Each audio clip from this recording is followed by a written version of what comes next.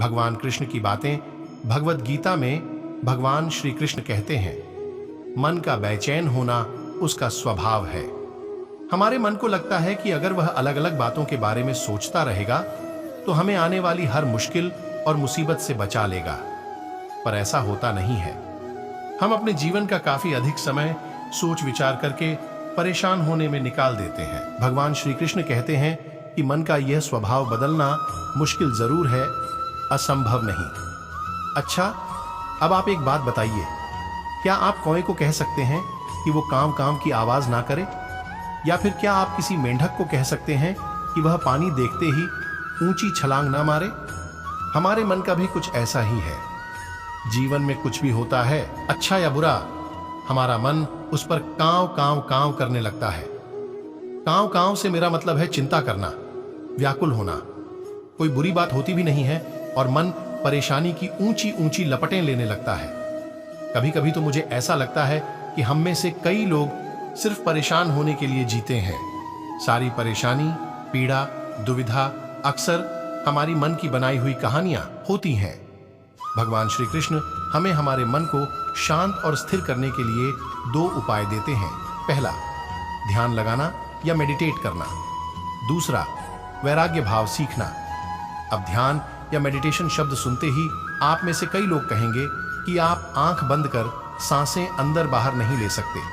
यहां हम सब गलती कर बैठते हैं। मेडिटेशन या ध्यान का मतलब सिर्फ आंख बंद कर बैठना नहीं होता। मेडिटेशन का मतलब होता है अपना पूरा ध्यान किसी चीज पर लगाना और उसे हटने नहीं देना। अगर आप रोटी बना रहे हैं तो सिर्फ उस बात पर ध्यान दीजिए। अगर आप पिक्चर देख रहे हैं तो अपना पूरा ध्यान पिक्चर पर लगाएं। यह मत सोचिए कि पिक्चर देखकर आप अपना कितना वक्त बर्बाद कर रहे हैं। जब आप जीवन के हर छोटे बड़े काम को पूरे ध्यान से करते हैं तो आपका जीवन ही एक मेडिटेशन बन जाता है। ऐसे जीवन में शांति, स्थिरता, साहस और सफलता का होना अनिवार्य है। वैराग्य भाव, दूसरा उपाय। वैराग्य का अर्थ यह नहीं कि आप सब कुछ छोड़कर जंगल में जाकर बैठ जाएं।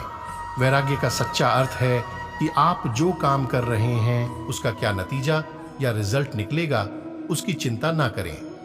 जैसे अगर आपने कोई इंटरव्यू दिया, आप यह कर सकते हैं कि पूरे मन से तैयारी करें और अपना बेस्ट देकर आ जाएं।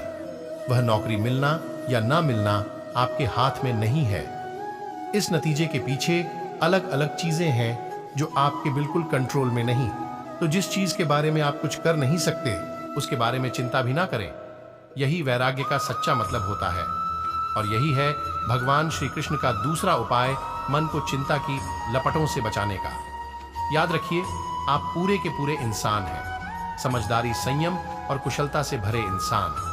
आपका मन जब भी कौए की तरह अलग अलग बातों पर आपको परेशान करने लगे तब अपने मन को भी प्यार से समझाइए और शांत कर लीजिए। बस अपने ऊपर विश्वास रखिए कि आप कभी अपना बुरा नहीं होने देंगे।